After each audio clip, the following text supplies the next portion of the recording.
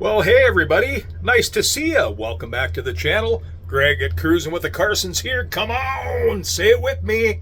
Greetings and salutations, everybody. Good job, good job. What's going on today? Well, I'll tell you what we're gonna do. As promised in my last video, we're gonna take a Borescope or an endoscopy camera and we're gonna drop it down. Yep. The turlet. We're going to do an RV colonoscopy. We're going to see, after flushing my tank 3 times before putting it into storage, just how clean that tank got. Now, if you're a little squeamish, I know there's other videos out there about RV colonoscopies, but all they do is show walking up to the toilet and starting to drop the camera down. Well, they don't show what's there. So, we're going to show what's there. Are you ready? Hang tight, because here we go.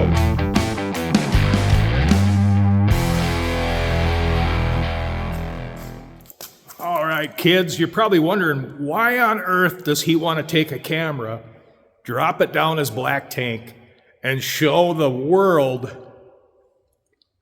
what might be down there? Well, I'm going to tell you exactly why. On December 17th, at 61 years old, that's right, I'm 61 years old, I finally had my very first colonoscopy. Can you believe that? I was that far behind. I was set to have one about 2 years ago, but then I had a massive brain bleed, and that set me back a little while, but fully recovered from that. By the grace of God, I'm still here. So I'm going to tell you exactly why we're going to do an RV colonoscopy. Now, this video is going to get a little bit graphic, actually quite a bit graphic. And the reason I'm bringing you this message is because I'm going to show you what they found in my colon at 61 years old. So if you're squeamish and you don't want to see something that might freak you out a little bit, now's a chance to turn off your camera or speed ahead in the video for about 30 seconds. So now I'm putting up on the screen the footage from my colonoscopy from December 17th. Look at that big monker, big old honker in the bottom right of the screen. Nasty looking polyp. You see that, you guys? That thing was very, very close to blocking off my entire colon. When I came out of anesthesia, the doctor and my wife showed me those photos, and I thought, most certainly I have cancer. I'm going to die from colon cancer because I neglected it. But thank God that's not the case. The labs came back. That one nasty-looking polyp was precancerous. So luckily, the surgeon said, give it another year or so. It most definitely would have turned into cancer and started perforating the lining of my intestines. So it's very important, you guys, to get that colonoscopy. Get her done. Stop neglecting it. It might save your life. Use me as an example.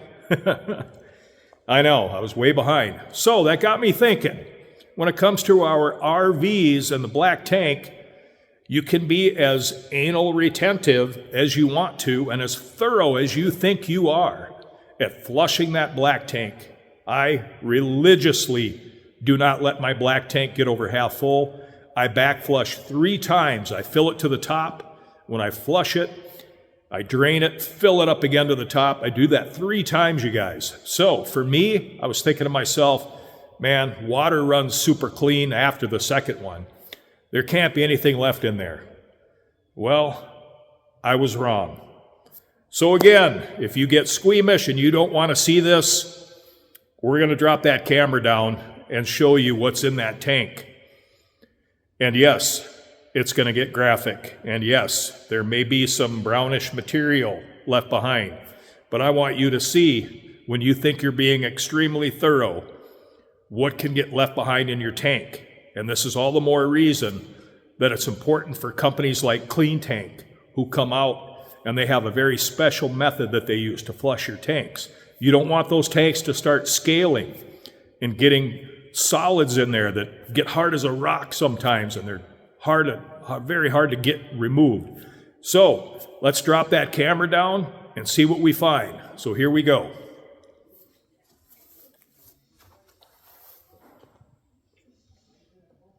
Now I'm dropping the camera down. It's got to make one bend before it gets into the black tank. Now the video footage is a little bit, because that camera gets up so close, it doesn't focus all that well, but you can definitely get the idea of what's here. So at this point, I want to cut to some still frames and photographs of when I finally got into the black tank of what I found. So what you're seeing here, that reddish material that you see dripping is actually RV antifreeze that I had in the toilet bowl. So no, don't worry, that's not blood or another another human substance, not the case here. That's RV antifreeze. Now you can see the crystallized water. Now I left that black valve open, the gate valve to my black tank. After I did my final flush, I left it open. I actually raised the front of the camper up as high as it would go to create an angle and a pitch so all the water would run out. But look, there's still quite a bit of crystallized water in there, as you can see. Now, probably not much. Now, remember, when you're up super close with a camera like that, things appear larger than they actually are. So I'm not claiming any of the brown material that you see is of any kind of large magnitude, if you get what I'm saying. Get my drift. Not to get all crappy talking on you, but you can definitely see in these photographs there is definitely human waste that got left behind and now is stuck and frozen to the bottom of the tank. Now, whether that'll all come loose again, whether the weather gets warm in the spring and we start using the camper again, if that'll all get flushed out. But now you guys got to keep in mind, this camper has only been used about 6 or 7 times on a long weekend. That's it. Now, keeping in mind, every time I flush that tank, I fill it to the top and I let it run out 3 times. I'm very adamant about what I do for chemicals in the tank to break down the solids. But as you can see, no matter what I did and how thorough I thought I was, that there is still human material left behind, otherwise known as shizzle. You get my drift. Now, anyway, I just wanted to bring this to you folks so you have a good idea of what you're dealing with. Now, if you're a full-timer or if you wait until your sensors read full before you flush your tank, that could create a bigger problem. Now, one thing to keep in mind, you guys, too, is I'm very adamant as well. I fill 5 to 7 gallons and I measure it out with a pail. 5 to 7 gallons I put into that tank after it's flushed. So I make sure that there's plenty of water at the bottom of the tank so solids will float. Yes, I said, sorry, this stuff kind of cracks me up. Anyway, I backfill 5 to 7 gallons of water, and then I put my chemicals in, and then I proceed to use that toilet or the black tank. You need to ask yourself, are you putting enough water in your black tank? You do not want those solids to build up and form what they call the poop pyramid. I had a buddy of mine about a year ago when we were in Arizona who came to me and said, something's going on, my black tank will not flush.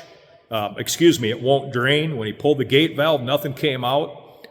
He didn't put enough water in there, wasn't using enough water. The amount of toilet paper and the poop pyramid, it took me almost an hour and a half to get it all drained out for him and to get the black tank to flow and empty out like it should and flush like it should. So there's a lot of things to keep in mind, you guys. So anyway, that's what I got for you today. Sorry if it got a little graphic for you, but you know what? I'd rather be black and white than have a lot of gray area or brown area, shall we say. Anyway, stay tuned, you guys. We got some pretty cool stuff coming up. A lot of fun things. We are out of here on January 13th. Going to be Arizona bound. Got a lot of adventures and stuff we're going to be bringing to you. Some more RV inspections and some unexpected site visits to some dealerships. That's always a good time, that's for sure. So anyway, you guys, stay tuned. thanks for being here. Appreciate it. As always, see ya.